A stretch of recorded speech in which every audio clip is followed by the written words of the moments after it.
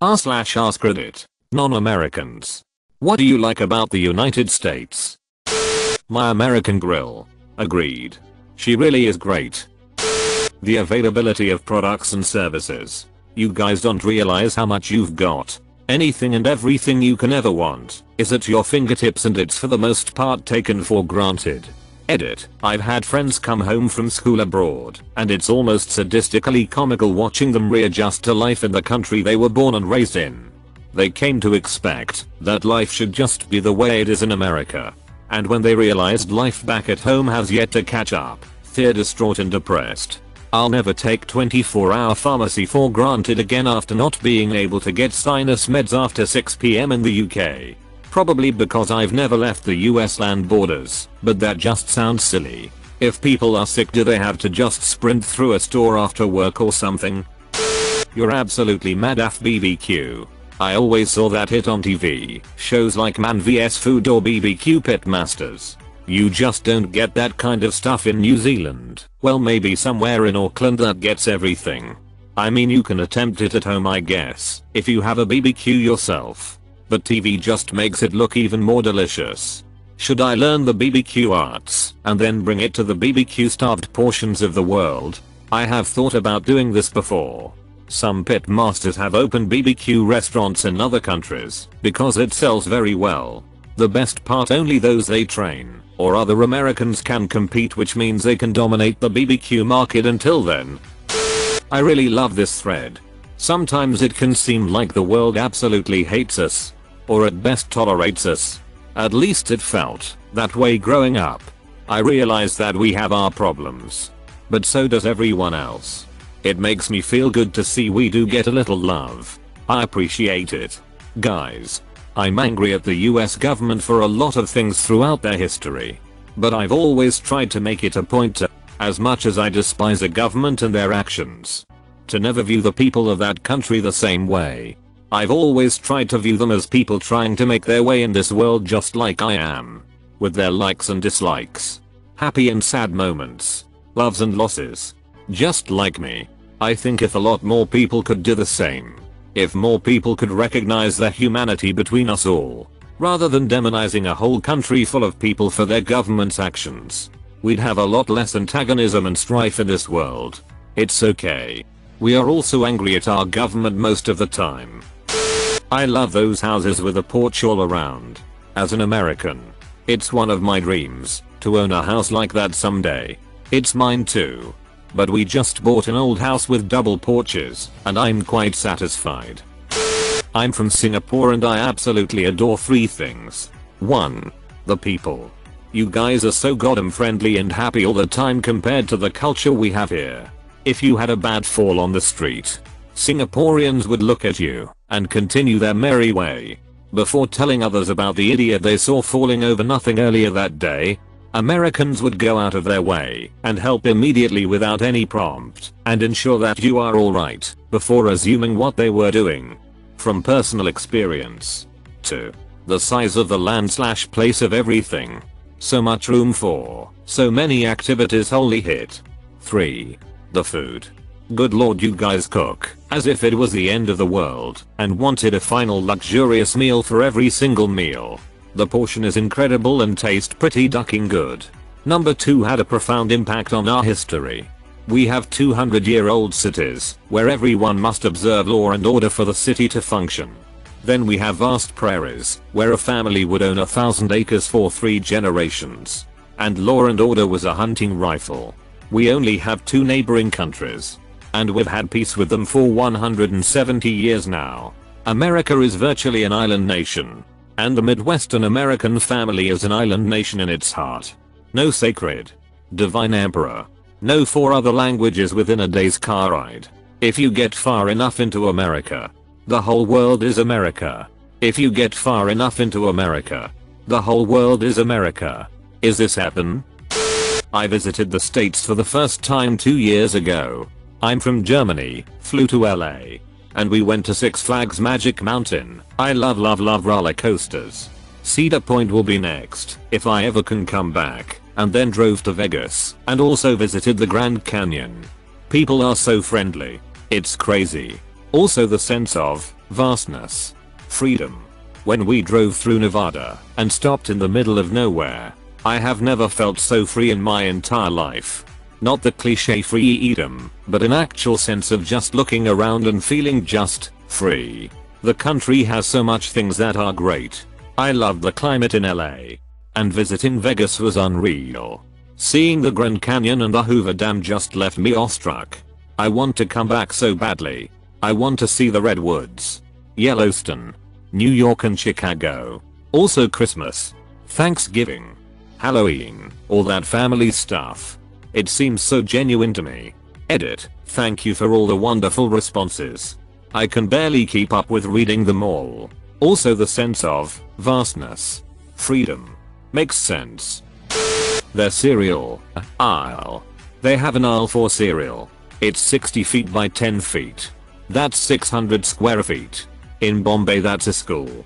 American cereal is the best breakfast ever. The whole point of cereal is to get milk into kids. Make milk interesting. What God did with tits, America did with breakfast cereal. What God did with tits, America did with breakfast cereal. Okay folks, I think it's pretty much all downhill from here. No one is ever going to pay this country a higher compliment for as long as the republic stands. This is as good as it's ever going to get right here. Montana. How is that place even real? It's so beautiful. Good for you. I feel like those states, Montana, the Dakotas, Idaho, don't get enough credit for the natural beauty by people, so it's nice to hear someone appreciate it. It's because we try not to advertise it. Most of the people around Idaho, Wyoming, and Montana don't like outsiders because they ruin aforementioned natural beauty. How seriously committed most Americans are to reading their constitution and knowing their rights. Lame response. I know. But I do think Americans take their freedoms that much more seriously than other nationalities. And I think that's great. I appreciate your acknowledgement.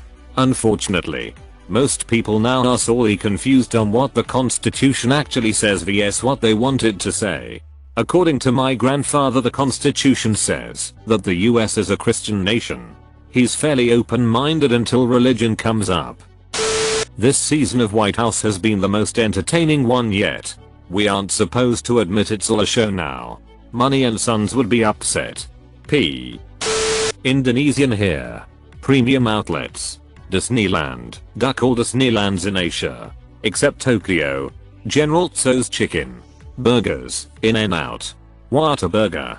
Heck, even your MCD is better than ours. Bacon. The first thing I ate in the US was slices of American bacon during breakfast in a hotel. I'll never forget its taste after more than 20 years. Go to Florida. In my opinion, Disneyland is like a carnival amusement park compared to Disney World. IDK man. Disneyland is smaller. But what they do it better. This may not be a common opinion. I like the USPS. And I like the P2000 better. 5/7 with rice. I like how much Americans value their regional cultures and how much they support small business. I also love the blues and how cheap your rear end smokes are. How much they support small business. The 21st century has not been kind to small businesses in the US of A. They're mostly crashing in all the cities. I live in a major city and have noticed an interesting trend. Small businesses seem to be doing really well around the working class and poorer neighborhoods. I live in one of the poorer neighborhoods in my city. And while there are definitely chains around, there are tons of small businesses doing really well around here. Some incredibly inventive entrepreneurial types have done things like convert abandoned lots into macro farms that grow fresh produce. Factories abandoned 20, 30 years ago are being converted into everything from low-cost artist studios and galleries to macro distilleries. The area I live in is quite ethnically diverse, with no ethnic group making up more than 25% of the population, so we have tons of ethnic food stores and restaurants. The ethnic food stores, Chinese, Japanese, and Mexican are all within walking distance from me, are often cheaper than the major chains.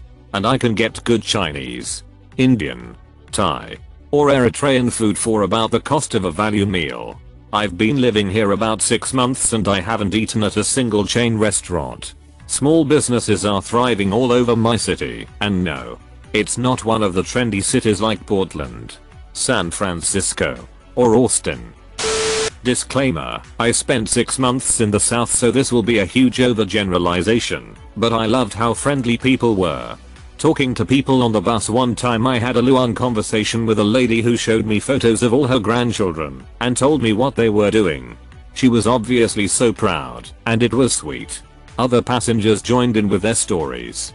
In Britain, that would be uncomfortable and weird.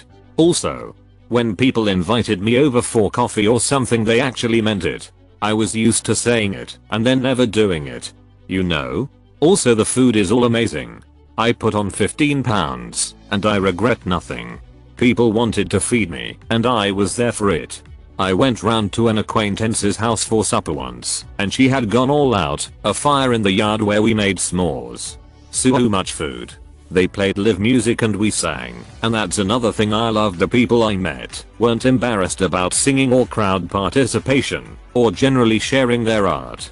That was really enriching and something I don't see often here at home. And how could I forget people saying, "Bless you" when you sneeze? I remember sneezing in the library and a little voice from the stacks saying "bless you." Strangers on the street even. It became like a reflex to me, but when I did it back home people thought it was weird. I mean, we say "bless you" after sneezing, but not to strangers. And the landscape is also beautiful. Mountains, etc. I was in the Blue Ridge Mountains, but even the wide open city streets and suburban skies were beautiful. Marching bands. And also sweet tea is the nicest thing ever, and I can't exactly recreate it here at home for the life of me. Eater, mailboxes. I took so many photos of mailboxes. I just think they are neat. Late edit. Also, here in the UK we are quite self-deprecating and like to take the piss. There's a lot of cynicism, which I enjoy, but it can grind you down, and I didn't realize how much it does until I returned from the States. Not saying you're all happy-go-lucky all the time, but while I was out there, I began to feel like my dreams might actually be achievable and meaningful, and that it's okay to dream and enjoy it. Sweet tea. One of US. Man, I'm sure glad sweet tea moved up north. You still have to ask for it, but at least they have it now. I know it's bad, but the food. Nobody makes a heart attack taste as well as Americans. Blessed be diabetes. God of all things fried, loaded, stuffed, and supersized. Your television shows, movies, music and entertainment in general. Thank you for Parks and Rec, Friends, 30 Rock, SNL and Scrubs. America. Also, I'm going to America for the first time in 2 weeks. Check out The Office, US version, if you like Parks and Rec. Won't disappoint. Loved Parks and Rec, and decided to give The Office a shot last night, and I must say I'm hooked. Molly I. You're welcome. I see what's happening here. A bit of an unpopular one, portion sizes. People complain about it because they get served more than they can eat. I know that. Psychologically, it does encourage you to eat more, therefore contributing to obesity. But it just takes the slightest amount of self-control to stop eating when you are full, or just skip a meal or two later on. Sure, it's not the healthiest habit if you do this a lot, but if you're eating out so much that it's becoming a health problem, then you need to think about going to the grocery stores for the sake of your health and wallet. I'm not gonna complain about getting served more for the same price. On a related note, people think that restaurants are ripping you off by filling drinks with ice, therefore leaving less room for liquid. Firstly, most restaurants offer free or inexpensive refill. Secondly, you'll notice that cup sizes are bigger here to compensate for ice. Edit, not that anyone has pointed this out, but I use the word here because I live in America, but I'm not American. I think you left out the fact that almost all restaurants will provide boxes for your leftovers. If you eat an non-American amount, you get 2 meals. I'm American and can only eat half a meal when I go out 90% of the time. All my friends look at me weird like it's just so much food. Flamin' hot Cheetos. Brew up. Make sure you never smoke weed with those around. You'll eat them all. Through the pain. Through the heat. Through it all. You come out next day hitting fire through your ass. You come out next day hitting fire through your ass. And this is a bad thing. Don't kink shame me. Ducking like and subscribe.